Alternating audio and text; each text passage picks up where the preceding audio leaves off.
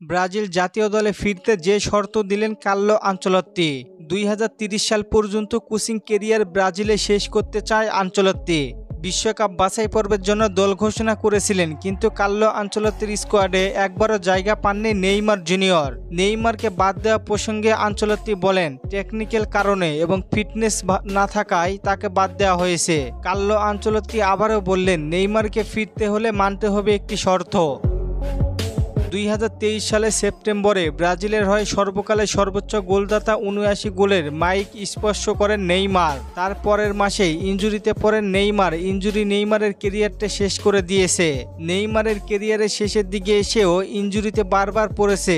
ব্রাজিলের স্কোয়াড থেকে নেইমারকে বাদ দেওয়ায় নেইমার নিজেই জানান, আমাকে বাদ দেওয়ার কারণ ছিল সম্পূর্ণ ভিন্ন। আমাকে বাদ দেওয়ার কারণ হলো টেকনিক্যাল কারণ।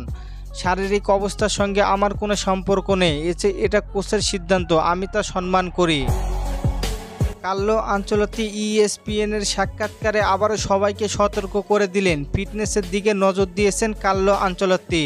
আর নেইমারকে নিয়ে আনচেলত্তি বলেন, নেইমার কেমন খেলে তা সবাই জানেন। নেইমারের প্রতিভা সম্পর্কে জানেন। আধুনিক ফুটবলে নিজের প্রতিভাকে কাজে লাগাতে হলে প্রয়োজন ভালো শারীরিক অবস্থা। যদি তার ফিটনেস ভালো অবস্থায় থাকে, তার জাতীয় দলে ফিরতে কোনো সমস্যা হবে না। সবাই নেইমারকে পরিপূর্ণ সুস্থ অবস্থায় ব্রাজিল দলে পেতে চায়। নেইমারের সঙ্গে আনচেলত্তির এর আগেও কথা হয়েছে। নেইমারকে জাতীয় দলে কতটুকু দরকার সবাই জানে। নেইমার জাতীয় দলে আসলে সে খেলবে ফ্রি রোলে। এছাড়া কার্লো আনচেলত্তি ব্রাজিলের প্রেমে মজেছেন। 2026 সাল পর্যন্ত চুক্তি ছিল, কিন্তু আনচেলত্তি চায় 2030 সাল পর্যন্ত থাকতে এবং 2টি বিশ্বকাপ জিততে চান তিনি। কার্লো আনচেলত্তি বিশ্বকাপ জিততে নিজের ছক আঁকতে শুরু করেছেন তিনি। বিশ্বকাপের কোয়ালিফাই ম্যাচে বাজে ফুটবল পারফর্ম করেছে ব্রাজিল। ইতিহাসে এটি প্রথম এমন পারফরমেন্স নিয়ে বিশ্বকাপে খেলা। তবে যাই হোক, শেষে চাওয়া একটাই, নেইমার যেন একটি বিশ্বকাপ জিততে পারে।